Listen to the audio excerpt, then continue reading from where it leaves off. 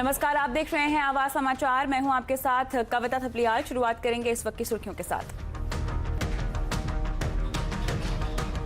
भारत चीन बॉर्डर पर नहीं घट रहा तनाव। विदेश मंत्रालय ने कहा एलएसी पर चीन ने सेना और हथियारों का जमावड़ा लगाया। जवाब में भारत ने भी सेना की तैनाती बढ़ाई।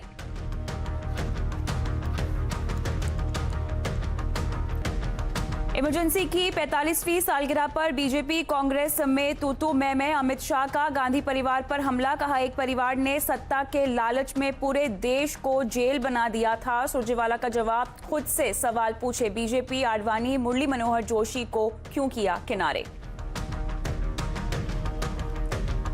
10वीं और 12वीं के छात्रों के लिए दुविधा खत्म। सीबीएसई और आईसीएसई ने रद्द की परीक्षाएं। बच्चों को पिछले 3 सेमेस्टर में मिले नंबर के हिसाब से दिए जाएंगे मार्क्स।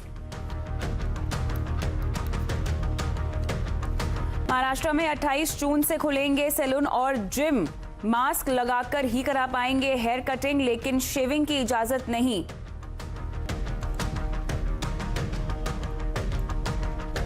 दिन भर के उतार चढ़ाव के बाद बाजार सपाट बंद, लेकिन जून सीरीज में 8% दौड़ा निफ्टी। आज मिड कैप शेयरों में दिखी रफ्तार। इंडेक्स करीब 1% चढ़ा। बैंक निफ्टी भी हरे निशान में बंद।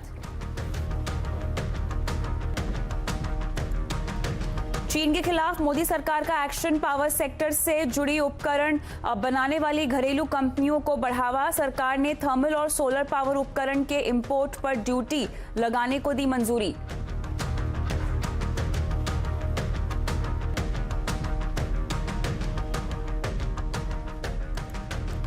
चीनी उत्पादों के खिलाफ तेज हुआ एक्शन। गुजरात में मोरबी के मैन्युफैक्चरर्स ने चीन से इंपोर्ट होने वाले कच्चे माल के खिलाफ छेड़ी लड़ाई।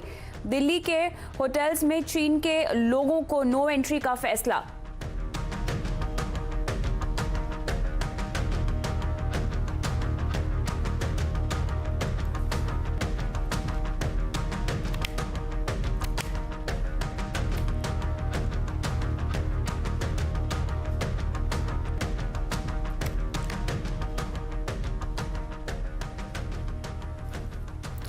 सेबी ने अपनी बोर्ड बैठक में प्रेफरेंशियल इशू प्राइस के नियम आसान कर दिए हैं। इसके अलावा इनसाइडर ट्रेडिंग नियमों में भी बदलाव किए गए हैं। सेबी के तमाम फैसलों पर आइए विस्तार से बात करते हैं। वरिष्ठ सहयोगी नीरज बाजपेयी हमारे साथ जुड़ गए हैं। तो नीरज, जो समझाएं विस्तार से, सेबी की जो बोर्ड बैठक हुई है उसमें क्या क्या फैसले लिए गए। देखिए, सेबी की बोर्ड बैठक में 2 महत्वपूर्ण फैसले हुए। एक प्रेफरेंशियल इश्यूज के बारे में हुआ, जिसमें प्राइसिंग के जो रूल्स थे उसमें क्लैरिटी आई है। एक तो ये कि कैसे उस प्राइस का एवरेज निकाला जाएगा, तो 12 हफ्ते 2 हफ्ते के बीच के एवरेज को लेकर के उसकी प्राइसिंग की जाएगी, तो उसका रूल थोड़ा सा इजी और क्लियर हुआ है। और इसके साथ ये भी ध्यान रखा है कि इसमें 3 साल का लॉक इन पीरियड रखा जाएगा और ये 1 जुलाई से 31 दिसंबर के बीच के लिए लागू किया गया है। तो ये इसलिए बहुत महत्वपूर्ण है क्योंकि इसमें बहुत सारी चीज़ें क्लियर नहीं थी, स्पष्टता नहीं थी। तो ये बाजार के लिए एक बहुत इंपॉर्टेंट खबर है और जो सफाई आई है। दूसरा, इनसाइडर ट्रेडिंग के बारे में ये कहा गया है कि एक सेंट्रलाइज्ड डेटाबेस बनेगा जिसमें जो प्राइस सेंसिटिव इंफॉर्मेशन होती है उससे संबंधित जानकारी रखी जाए कि वो इंफॉर्मेशन कौन रिलीज करता है। उन लोगों के नाम होंगे उस डेटाबेस में, जिससे ये पता चल सके कि अगर वो इन्फॉर्मेशन लीक होती है तो वो कहाँ से हुई है। सारे वो डिटेलिंग पूरी उसमें रखी जाएगी। इसके साथ ही जो डिस्क्लोजर होता है, जो फाइलिंग की जाती है, उसका भी उस डेटाबेस में स्टोर किया जाएगा। तो ये 2 फैसले मार्केट के लिहाज से बड़े हैं, एक प्रेफरेंशियल प्राइसिंग का और दूसरा इनसाइडर ट्रेडिंग नियमों में जो संशोधन किए गए हैं। शुक्रिया नीरज तमाम डिटेल्स के। बात करते हैं शेयर बाजार की, जहां जून सीरीज की एक्सपायरी थी, लिहाजा काफ़ी उतार चढ़ाव हमने आज देखा। सेंसेक्स और निफ्टी सपाट बंद हुए हैं। वहीं मिड कैप शेयरों की बात करें तो अच्छी खरीदारी देखने को मिली है, लेकिन आज के कारोबार में हमने देखा कि ITC, hero MotoCorp, Bajaj finance, Kotak Mahindra और गेल के शेयरों में अच्छी तेजी रही। वहीं Asian paints, Hindalco, IOC, Eicher Motors और एचसीएल टेक में हमने बिकवाली का सेशन देखा। 10वीं और 12वीं क्लास में पढ़ने वाले बच्चों के लिए राहत की खबर है। सीबीएसई और आईसीएसई ने 1 जुलाई से 15 जुलाई तक होने वाली परीक्षा को रद्द कर दिया है और अब बच्चों को पिछले 3 सेमेस्टर्स में मिले नंबरों के हिसाब से मार्क्स दिए जाएंगे। लेकिन यहाँ पर चलिए पूरी खबर समझते हैं हमारे सहयोगी असीम मनचंदा से। असीम, 10वीं और 12वीं के बच्चों के लिए बड़ी राहत की खबर है, ये बताएं क्या फैसला लिया गया आज। देखिए, सीबीएसई ने 18 मई को एक नोटिफिकेशन जो है जारी किया था और कहा था कि 12वीं के बच्चों की बची हुई परीक्षाएं जो है वो 1 जुलाई से 15 जुलाई के बीच में होगी। तो इसको लेकर के एक पीआईएल जो है सुप्रीम कोर्ट में दायर की गई थी। इस पीआईएल में ये कहा गया था कि जो कोविड-19 है वो जुलाई में अपने पीक पर होगा और ऐसे में बच्चों को खतरे में डालना जो है वो सही नहीं है। सीबीएसई ने जहाँ 25 देशों में उसकी प्रेजेंस है वहाँ पर परीक्षाएं जो है वो रद्द कर दी है और भारत में भी उसको परीक्षाएं जो है वो रद्द करनी चाहिए और इंटरनल के आधार पर बच्चों को मार्क्स जो है वो देने चाहिए। सुप्रीम कोर्ट ने इससे केंद्र सरकार सीबीएसई से जवाब जो है वो मांगा था। आज सुप्रीम कोर्ट में जो केंद्र सरकार है, सीबीएसई है और आईसीएसई है, तीनों ने अपना जवाब जो है रखा। उन्होंने कहा कि हम 10वीं और 12वीं की परीक्षाएं जो है वो रद्द करने जा रहे हैं और बच्चों को इंटरनल आधार के ऊपर मार्क्स जो है वो दिए जाएंगे। लेकिन बच्चों को एक विकल्प जो है वो दिया जाएगा, अगर बाद में कोई परीक्षा जो है होती है तो बच्चे परीक्षा दे करके उसमें मार्क्स जो है वो अपने ले सकते हैं। उनको अगर लगता है कि उनको जो इंटरनल के बेसिस पर सही मार्क्स जो है वो नहीं मिले तो सुप्रीम कोर्ट ने जो केंद्र सरकार से कहा कि आप इसको लेकर के एक एफिडेविट जो है वो फाइल कीजिए और हमें बताइए कि परीक्षा का रिजल्ट जो है वो कब आएगा, नया सेशन जो है वो कब से शुरू होगा, बच्चों को विकल्प जो है वो दिया जाएगा तो क्या वो उसके अंदर बच्चे उसको विकल्प को कैसे जो है वो चुन सकेंगे और बाकी जो स्टेट्स के लेवल के एग्जाम्स हैं उनका क्या होगा। तो इसके ऊपर केंद्र सरकार से जवाब जो है वो मांगा। केंद्र जो है अपना जवाब कल सुप्रीम कोर्ट के सामने जो है वो दाखिल कर देगा। एक बार ये जवाब जो है वो दाखिल हो जाता है तो सुप्रीम कोर्ट उसके आधार पर अपनी डायरेक्शंस जो है वो देगा। लेकिन ये बात जो है सीबीएसई और आईसीएसई ने तय कर दी, साफ कर दी है कि अब बच्चों की परीक्षाएं जो है वो नहीं होंगी और उनको इंटरनल के आधार पर उनको मार्क्स जो है दिए जाएंगे। बिल्कुल, शुक्रिया असीम तमाम डिटेल्स के लिए। राजस्थान के बाद अब महाराष्ट्र ने भी पतंजलि की कोरोनिल दवाई पर पाबंदी लगा दी है। इन राज्य सरकारों का मानना है कि जब तक केंद्र इस दवा को हरी झंडी नहीं देती तब तक इसकी बिक्री पर पाबंदी जारी रहेगी। तमाम डिटेल्स के साथ हमारी सहयोगी दीपाली नंदा जुड़ रही हैं। दीपाली, ये बताएं कि अब आयुष मंत्रालय के बाद अलग अलग राज्यों से बाबा रामदेव को झटका मिल रहा है। कोरोनिल को लेकर ताजा अपडेट क्या है? देखिए, जैसे ही आयुष मंत्रालय की तरफ से आपत्ति जताई गई थी कविता, उसके तुरंत बाद ही सबसे पहले राजस्थान ने पाबंदी लगाई थी कोरोनिल की बिक्री या फिर उसकी मार्केटिंग पर। और अब महाराष्ट्र के गृह मंत्री ने भी ये ऐलान किया है कि जब तक केंद्र सरकार की तरफ से कोरोनिल को मंजूरी नहीं मिलती है तब तक राज्य में किसी भी तरह की इसकी एडवर्टाइजमेंट, मार्केटिंग या फिर बिक्री नहीं की जाएगी। साथ ही साथ जो बड़ी वजह सरकार की तरफ से बताई गई है राज्य सरकार की तरफ से वो ये कि कोरोनिल के लिए क्लिनिकल ट्रायल हुआ है या नहीं, किस तरह से किया गया है, इस बारे में कोई भी जानकारी फिलहाल सार्वजनिक नहीं है। यही वजह है कि महाराष्ट्र की सरकार ने फैसला लिया है कि कोरोनिल पर पाबंदी लगाई जाएगी। और साथ ही साथ स्वामी रामदेव को भी चेताया गया है क्योंकि इसका क्लिनिकल ट्रायल की जानकारी नहीं है। ऐसे में ये दवा असली है या नकली, कोरोना के इलाज में कारगर है या नहीं, इस लिहाज से चेतावनी देते हुए पूरी तरह से पाबंदी फिलहाल महाराष्ट्र सरकार ने लगाई है। मैं आपको बता दूं कि एक और नोटिस पतंजलि को उत्तराखंड के आयुर्वेदिक विभाग की तरफ से भी दिया गया है। उत्तराखंड के आयुर्वेदिक विभाग का ये कहना है कि जब स्वीकृति के लिए पतंजलि ने अपना वहां पर एप्लीकेशन दिया था तो स्वीकृति लेटर में किसी भी तरह से कोरोना से इलाज के लिए दवा बनाई जा रही है इस बात का जिक्र नहीं किया गया था। जो मंजूरी ली गई वो ये लिखकर कि इम्यूनिटी बूस्टर की दवा तैयार की गई है जिसे मार्केट में लॉन्च करना है। तो इस लिहाज से अब उत्तराखंड के आयुर्वेदिक विभाग ने भी पतंजलि को नोटिस भेज के उससे जवाब मांगा है। जी, शुक्रिया दीपाली तमाम डिटेल्स के लिए। मुंबई में अगले हफ्ते से जिम और सैलून खुल जाएंगे। महाराष्ट्र सरकार ने इसका ऐलान किया है। मुंबई के पालक मंत्री असलम शेख के मुताबिक जिम और सैलून खोलने की तैयारी यहां की जा रही है और इसके लिए जरूरी दिशा निर्देश जारी किए जाएंगे। हमारे साथ है मुंबई के पालक मंत्री असलम भाई। सैलून शुरू करने को लेकर के आज किसी भी डिसीजन हुआ है? क्या हुआ है सैलून और खासकर जिम को लेकर के? पिछले हफ्ते हमने कहा था प्रेस के माध्यम से कि हम सैलून और जिम्नाजियम को सोच रहे हैं किस तरीके से चालू किया जाए, उसके ऊपर विचार कर रहे हैं और उसके लिए हमने मुख्यमंत्री जी से बात की थी और ये हफ्ते में जो है ये दोनों चीज़ को किस तरीके से शुरू किया जाए उसकी एसओपी तैयार की जाएगी, उसकी गाइडलाइंस की तैयार की जाएगी और उसको चालू किया जाएगा। कई बार अमेरिका या दूसरे देशों में देखा गया कि सैलून के कारण कोरोना के संक्रमण ज़्यादा तेज़ी के साथ फैले हैं, तो ऐसे में ये डिसीजन किस तरीके से लिया जा रहा है? देखिए, ये टोटल उस तरीके की फैसिलिटीज़ की बात नहीं है। फिलहाल हम प्राइमरी तौर पे जो है वो सैलून को शुरू करने जा रहे हैं। सैलून की ज़रूरत है, अब उसमें देखेंगे सैलून की साइज़ कितनी बड़ी है, उसमें AC अलाउ किया जाए कि नहीं किया जाए, उसमें सोशल डिस्टेंसिंग कैसा रह सकता है, मास्क वगैरह पहन सकता है कि नहीं। फिलहाल तो मेरे ख्याल से सैलून चालू किया जाएगा जिसमें जो है हेयर कटिंग वगैरह की जो समस्या पूरे मुंबई शहर में, और प्लस जो जिनका सैलून उनको तकलीफ हो रही उनसे उसको बाहर निकाला जाए। आगे बढ़ते हैं और अब रिकवरी के एक्शन प्लान पर CNBC आवाज का रियलिटी चेक।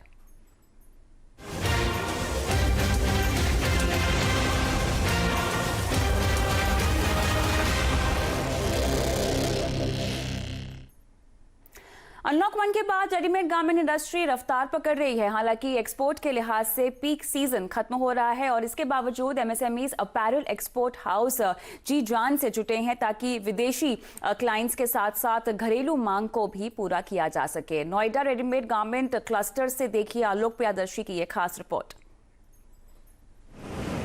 दुनिया के मशहूर फैशन ब्रांड्स जैसे कि United colours of Benetton, H&M, mark and Spencer जैसी बड़ी कंपनियों के ऑर्डर तैयार करने में कारीगर जी जान से जुटे हुए हैं। नोएडा का एक्सपोर्ट हाउस जहां ये ऑर्डर तैयार हो रहा है, वहां जान और जहान दोनों बचाने की जद्दोजहद चल रही है, क्योंकि लॉकडाउन शुरू होने से पहले जिन इंपोर्टर्स ने ऑर्डर को होल्ड पर डालना या कैंसिल करना शुरू कर दिया था, अब करीब 30% ऑर्डर भेजने के लिए ग्रीन सिग्नल दे दिया है।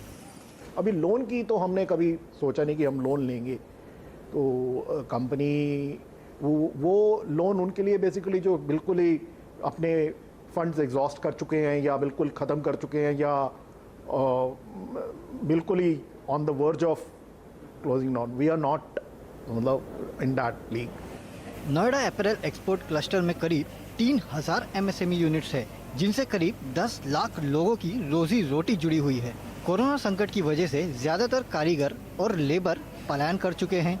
बावजूद इसके मोटा एडवांस देकर और सेफ्टी के पूरे बंदोबस्त के साथ करीब 1/3 क्षमता के साथ अपैरल एक्सपोर्ट हाउस फिलहाल चल रहे हैं। इंडस्ट्री ने हालात में सुधार देखते हुए यूपी सरकार से जल्द करीब 2 लाख वर्कफोर्स की मांग भी की है। वहीं सप्लाई चेन बिगड़ने की वजह से जो फैब्रिक गुजरात और चेन्नई 3 से 4 दिन में डिलीवर हो जाता था, उसे आने में अब कम से कम 15 दिन लग रहे हैं। साथ ही चीन से इंपोर्टेड मेटल और प्लास्टिक एसेसरीज भी दोगुने दाम पर मंगाना पड़ रहा है। इंडिया में हम लोग लैक करते हैं मेटल एसेसरीज़ और ट्रिम्स जो हैं हम लोग बाहर से ज़्यादा इंपोर्ट करते हैं। उसके अंदर दिक्कत इस समय लॉजिस्टिक कॉस्ट काफ़ी हाई हो गई है। पहले तो लॉजिस्टिक की अवेलेबिलिटी, फ़्लाइट्स की अवेलेबिलिटी में लिमिटेशंस हैं, जिसकी वजह से डिलेज़ हो रही हैं। उसके बाद प्राइस, उसके अंदर जो हमने कैलकुलेशंस अगर $2 पर केजी के हिसाब से की हुई थी, उसमें हमें $3 या $4 पर केजी तक भी पे करना पड़ रहा है। जो स्टाफ है वो डेली नहीं आना चाह रहा, तो हमने कॉम्प्रोमाइज़ ये निकाला है कि हम एक दिन छोड़ के एक दिन ऑल्टरनेट डेज पे ही काम करेंगे। और जो ऑर्डर फिर आए हैं ताकि क्लाइंट से हमारी रेपुटेशन ख़राब ना हो, तो हमको बाहर आउटसोर्स करके बनवाने पड़ रहे हैं। तो उसमें जितना प्रॉफिट कुछ बच जाता कि खर्चे निकल जाते, तो वो भी अब नहीं निकल पा रहे। भारत से करीब 10,000 रेडीमेड गारमेंट से जुड़े हुए MSME सालाना करीब 18 से 20 हज़ार करोड़ का एक्सपोर्ट करते हैं। इसमें ज़्यादातर एक्सपोर्ट कॉटन के समर और फॉल विंटर सीजन के गारमेंट्स होते हैं। ज़्यादातर ऑर्डर्स भी एग्जीबिशन, इवेंट्स, फैशन वीक के दौरान मिलते हैं, लेकिन कोरोना संकट के चलते सब बंद है। लॉकडाउन के चलते पीक सीजन हाथ से निकल गया है। ऐसे में एक्सपोर्ट हाउसेस का जोर प्रोडक्ट डाइवर्सिफिकेशन पर है, ताकि विंटर के भी कपड़े तैयार हों और धंधा पूरे साल चल सके। एक्सपोर्ट के लिहाज से रेडीमेड गारमेंट इंडस्ट्री के लिए अच्छी खबर है, क्योंकि दुनिया के उन देशों से एक बार फिर से डिमांड आनी शुरू हो गई है जिन्होंने मार्च में या तो ऑर्डर कैंसिल कर दिया था या फिर होल्ड कर दिया था।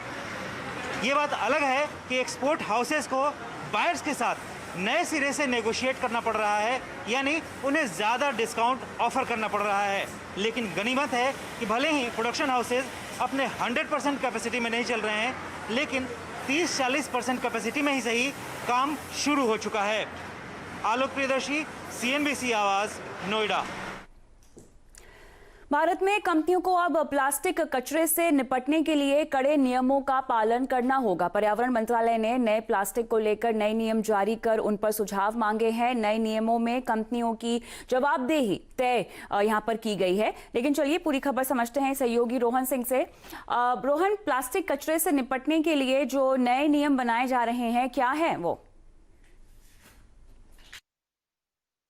जी, ये नए नियम प्लास्टिक कचरे को लेकर कंपनियों की जवाबदेही को तय करने के लिए बनाए गए हैं और इसमें जो खास बात रखी गई है वो है प्लास्टिक क्रेडिट का कॉन्सेप्ट इसमें रखा गया है। यानी कि जो कंपनियां प्लास्टिक कचरा पैदा करती हैं उन्हें या तो उतना अमाउंट रिसाइकिल करना पड़ेगा प्लास्टिक, या फिर उसके बदले में वो क्रेडिट खरीद सकती हैं। और साथ ही जो रिसाइकलर्स होते हैं उन्हें इसका पॉजिटिव क्रेडिट मिलेगा और वे इसे इनकैश कर सकते हैं। तो मार्केट बेस्ड मैकेनिज्म होगा। जिस तरह से कार्बन क्रेडिट इस वक्त है चलता है, वैसे ही प्लास्टिक क्रेडिट भी होगा और इससे जो मदद मिलेगी खासतौर पे ऐसी कंपनियां जो कि रिसाइकलिंग में आना चाहती हैं उन्हें वो सीधे इसका क्रेडिट का इस्तेमाल कर सकती है, इसमें मदद मिलेगी। और दूसरा, हर कंपनी को एक रजिस्टर मेंटेन करना पड़ेगा कि उन्होंने साल भर में कितने प्लास्टिक का इस्तेमाल किया और जो देश भर के अलग अलग कंपनियां हैं उन सब का रिकॉर्ड एक नेशनल रजिस्टर में रखा जाएगा। और इसकी ट्रेसिंग के लिए कौन सी प्लास्टिक का कहां इस्तेमाल हो रहा है उसके लिए ब्लॉकचेन टेक्नोलॉजी के इस्तेमाल का भी सुझाव दिया गया है। इसके अलावा एक अथॉरिटी बनाने की बात कही गई है जो कंपनियों को इसको लेकर सुझाव देगी। इसमें कोई कंपनी के रिप्रेजेंटेटिव भी होंगे। तो ये सारे नियम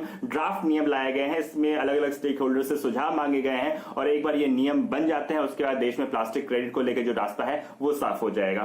शुक्रिया रोहन तमाम डिटेल्स के लिए। रुकेंगे एक ब्रेक के लिए। ब्रेक के बाद चीनी उत्पादों के खिलाफ पावर मिनिस्ट्री का बड़ा एक्शन। पूरी खबर ब्रेक के बाद।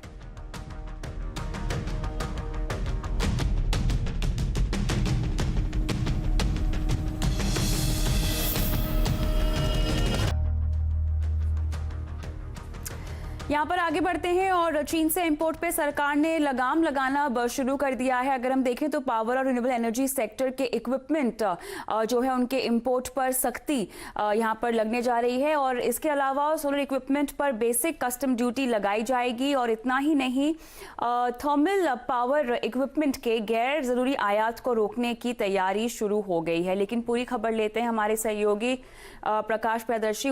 प्रकाश, पूरी खबर बता रहे हैं जहां पर चीन से इंपोर्ट पे सरकार ने लगाम लगाना शुरू कर दिया है।